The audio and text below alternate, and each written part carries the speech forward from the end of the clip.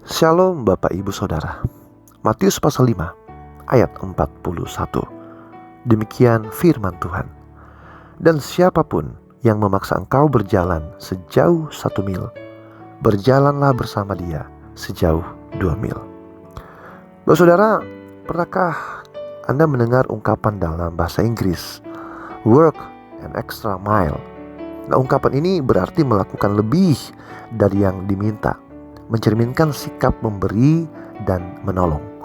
Kebenaran ini diajarkan oleh Tuhan Yesus di dalam firman-Nya. Dan siapapun yang memaksa engkau berjalan sejauh 1 mil, berjalanlah bersama dia sejauh 2 mil. Nah saudara, Tuhan Yesus mengajarkan prinsip yang bertolak belakang dengan keyakinan umum pada zaman itu, terutama di kalangan orang Yahudi yang percaya pada prinsip mata ganti mata, gigi ganti gigi. Mereka meyakini bahwa kejahatan harus dibalas dengan kejahatan. Namun saudara, membalas kejahatan dengan kejahatan justru menambah kejahatan. Sebaliknya Yesus mengajarkan untuk memberikan lebih dari yang diminta, menunjukkan sikap hati yang mau berkorban, bahkan kepada mereka yang mungkin tidak layak menerimanya. Saudaraku, melaksanakan ajaran ini tidaklah mudah. Dibutuhkan anugerah Tuhan dan kekuatan Roh Kudus untuk melakukannya. Yesus sendiri memberikan contoh dengan mengorbankan hidupnya bagi manusia berdosa seperti saudara dan saya yang bahkan memusuhinya.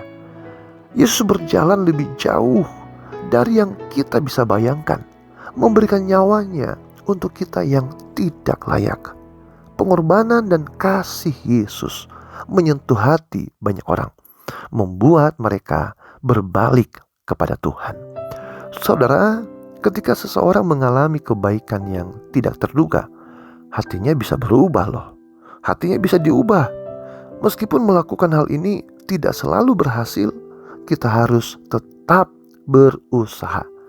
Terkadang saudara, meski kita telah berbuat maksimal dan berjalan 1 mil lebih jauh, hasilnya tidak sesuai dengan harapan. Namun, jika kita melakukannya dengan niat taat kepada pimpinan Roh Kudus dan perintah Tuhan, kita serahkan hasilnya kepada Tuhan. Ketaatan kita dapat menjadi sarana bagi Tuhan untuk menyentuh hati orang lain, sehingga mereka melihat kebaikan Tuhan dan berbalik kepadanya.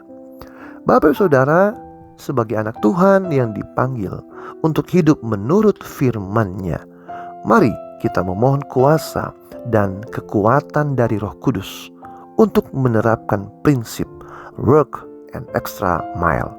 Dengan demikian, kita dapat menyatakan kasih Tuhan kepada mereka yang membutuhkan, meskipun tantangan dan ketidakpastian selalu ada.